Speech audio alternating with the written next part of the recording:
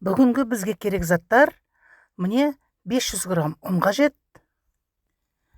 250 мл жылы су қажет, 60 мл сұйық май керек, 1 шай қасық тұз, 2 шай қасық қант керек, және 1 шай қасық кептірілген ашытқы.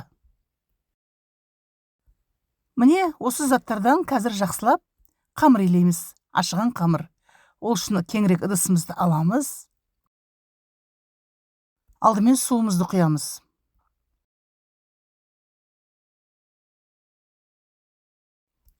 Оған қантымызды салып, жақсылап араластырып, қантты ертіп қоямыз.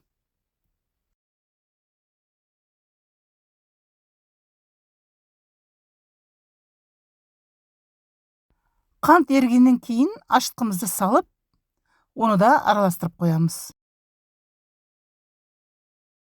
Содан кейін 1-2 минут күтеміз.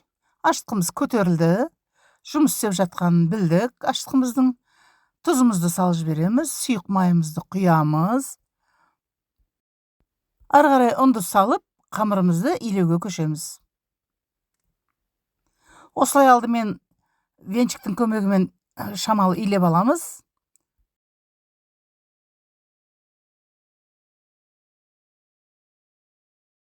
Ұнды біртіндеп бөліп салып илейміз.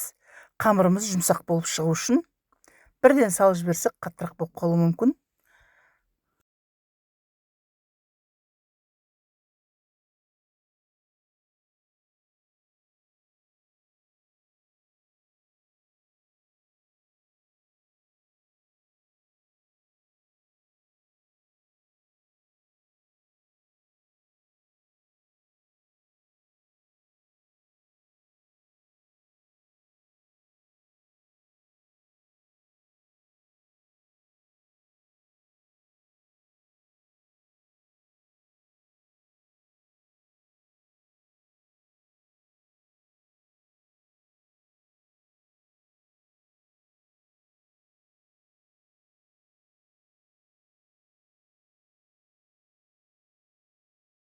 Қамырымыздың басын біріктіріп алғаннан кейін, столдың үстінде илеуді жалғастырамыз.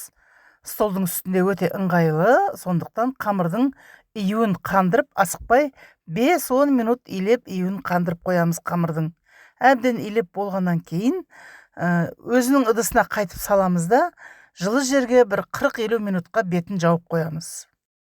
Қамырымыз оңай түссін деп, ыдыстың астын осылай майлап жібереміз шамалы.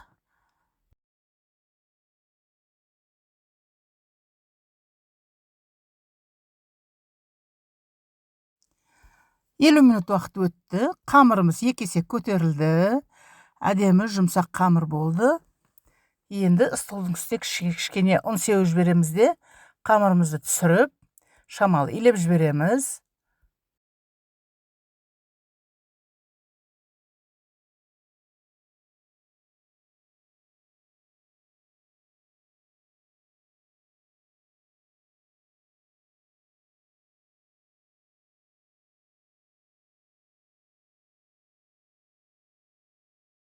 Осылай жақсылап домалақтап алғаннан кейін, әдемілеп бірдей 4 бөлікке бөлуге тырысамыз.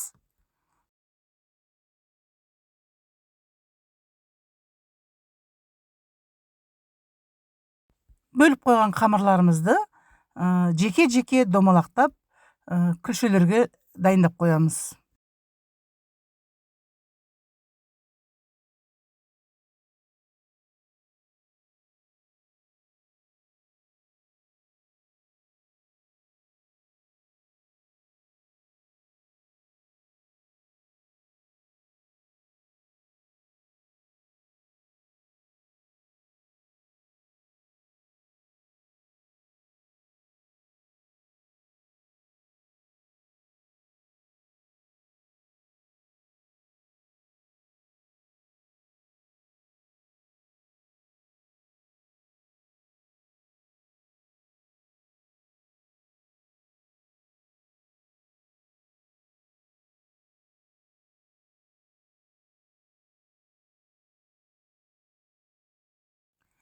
Міне илеп дайындап алдық 4 күлшені. Енді бетін жауып, бір 15 минутқа қоя тұрамыз. 50 минут уақытымыз өтті. Енді күлшеміздің біреуін аламыз да столдың бетінде жайып бастаймыз.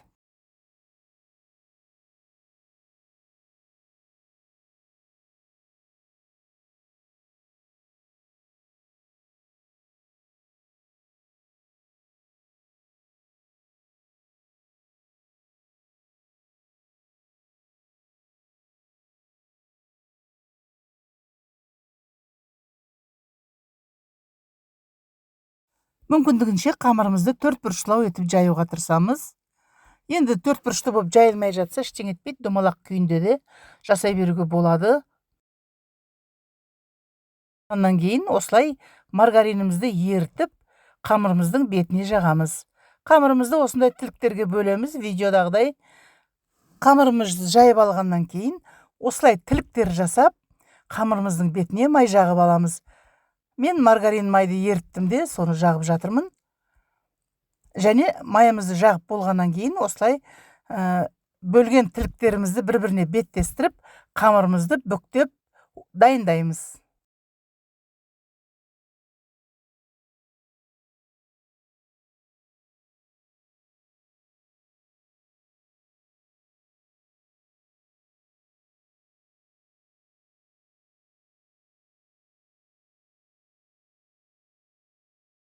Міне өздеріңіз көргендей, осындай кішкентай квадрат болып жиналып бүктеледі қамырымыз. Оны бір тақтайдың немесе бір ыдысқа салып, тоңазытқышқа сала тұрамыз. Екінші қамырымызды да алып, жайып бастаймыз. Оны да жаңағы бірінші қамыр сияқты 4 бұрыштылау етіп жаюға тырысамыз.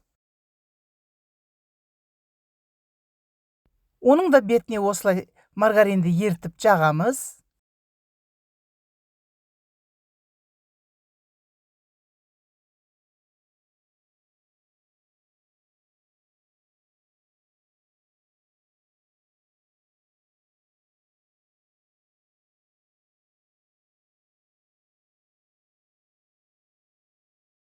Және оның бетіне жаңағы бірінші бүктеген қамырымызды ортасына қоямыз. Сөйтіп, осы қамырдың ішіне салып, бүктеп, орап дайындайтын боламыз.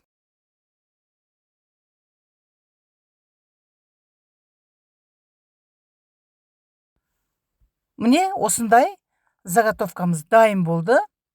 Оны жаңағы тақтайымыздың бетіне салып, бетін жауып, тоңазытқышқа қоя тұрамыз.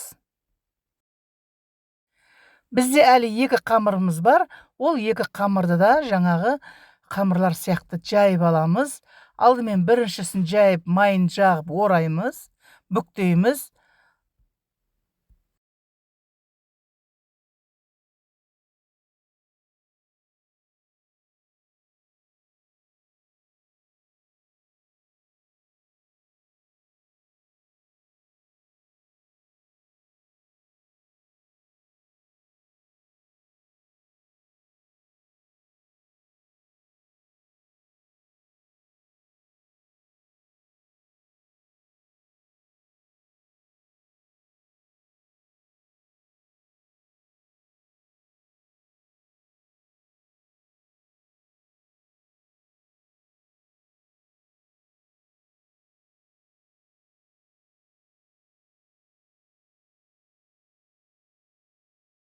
Біреуін орап дайындап алдық.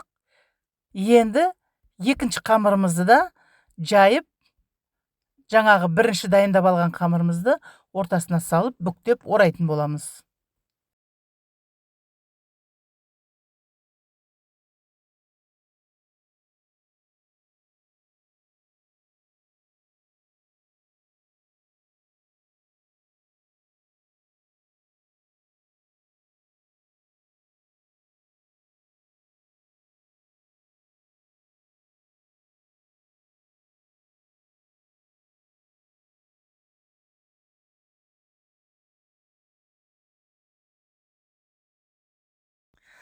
Міне сыртынан орайтын қамырымыз дайын болды. Оны ортасына алғашқы жайғанымызды салып, орай бастаймыз.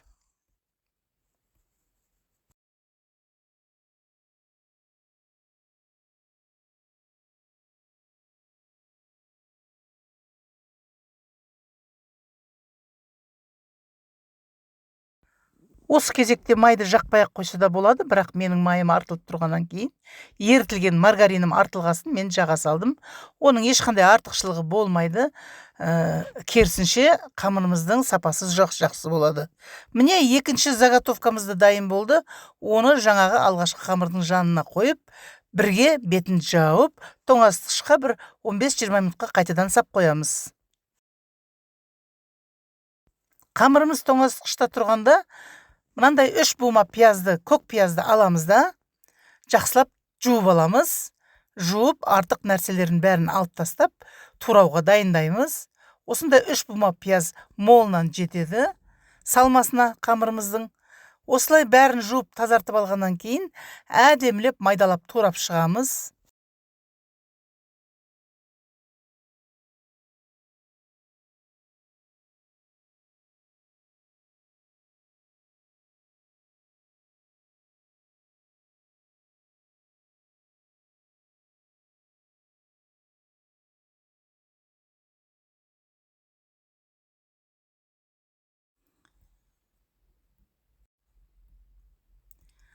Міне пиязымызды турап алдық. Енді қамырымызды тоңазытқыштан шығарып, біріншісінен бастап жая бастаймыз.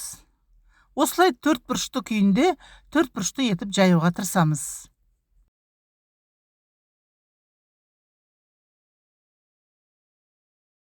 Қамырды жайып алғаннан кейін тағы да жұқалап, маргаринімізді, еріп тұрған маргаринімізді бетіне жағып жібереміз.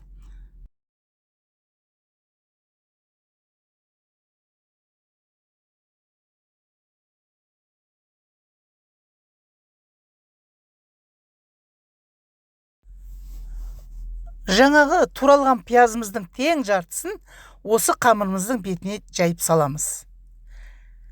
Жайып әдемілеп реттеп салғаннан кейін оқтауымызбен шамалы басыңқырап жібереміз. Шашылып қалмасын деп. Қамырымызға кішкене жабысыңқырап тұрсын деп. Содан кейін әдемілеп осы видеода көргендеріңіздей орап шығамыз, орама етіп. Шетін жабыстырып шығамыз, ашылып қалмасын деп.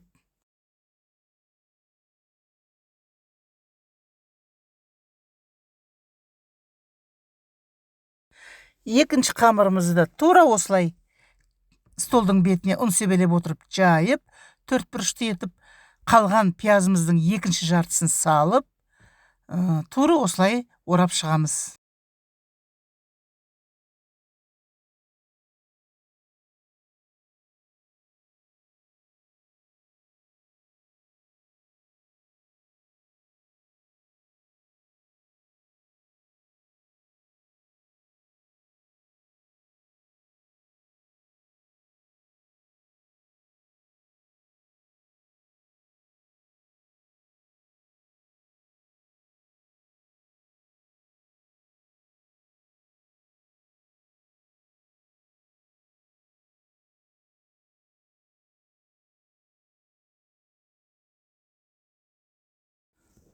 Бұл жерде де пиязымызды әдемілеп оқтауымызбен басып шығамыз осылай. Әдемілеп бірінші қамырымыз сияқты орап, орама жасап, шетін қолымызбен жабыстырып шығамыз.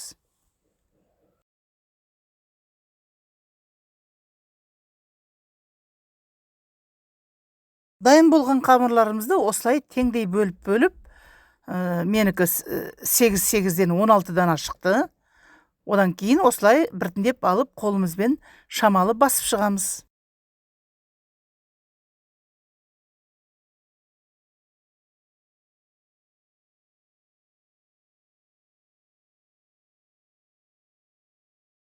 Міне осылай дайын болған әрқайсысын қамырымызды үстінен осылай оқтаумен кішкене басып шығамыз, жайлыңқырасын деп. Жайып болғаннан кейін оның бәрін табамызға жайғастырамыз. Пешке салар алдында осындай бір жұмыртқаны жарып, әдемілеп бетіне жағамыз. Содан кейін қызып тұрған пеште 180 градус 30-35 минутта пісіп шығады. Міне менің пісірген бәліштерім дайын болды. Арасына көкпес салынған, өте дәмді, өте витаминді, пайдалы бәліштер. әдемі шайға өте лайықты нәрсе. Балалар да сүйсініп жейді, үлкендер де сүйсініп жейді. Арасы бәрі таза піскен. Менің каналыма тіркеліп қойды ұмытпаңыз, қоңыраушаны басып қойыңыз. Ұнаса лайк басып пікір қалдыруды ұмытпаңыз. Ас болсын.